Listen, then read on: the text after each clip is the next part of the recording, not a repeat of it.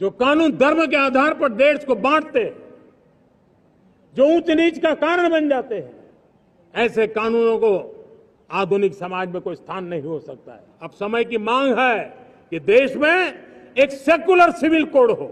हमने communal civil code में 75 साल बिताए हैं, अब हमें सेक्युलर सिविल कोड की तरफ जाना होगा। मेरे प्यारे देशवासियों, हमारे देश में सुप्रीम कोर्ट ने बार बार यूनिफॉर्म सिविल कोड को लेकर जो चर्चा की है, अनेक बार आदेश दिए हैं, क्योंकि देश का एक बहुत बड़ा वर्ग मानता है और उसमें सच्चाई भी है कि जिस सिविल कोड को हम लेकर के जी रहे हैं, वो सिविल कोड सचमुच में तो एक प्रकार का कम्युनल सिविल कोड है, भेदभाव करने वाला सिविल कोड है।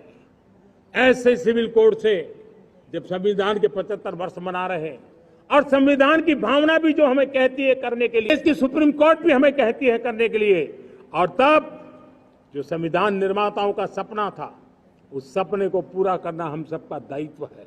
और मैं मानता हूं इस गंभीर विषय पर देश में चर्चा हो, व्यापक चर्चा हो, हर कोई अपने विचारों को लेकर के आए और उन कानूनों को, जो कानून धर्म के आधार पर देश को बांटते हैं, जो ऊंच नीच का कारण बन जाते हैं, ऐसे कानूनों को आधुनिक समाज में कोई स्थान नहीं हो सकता है।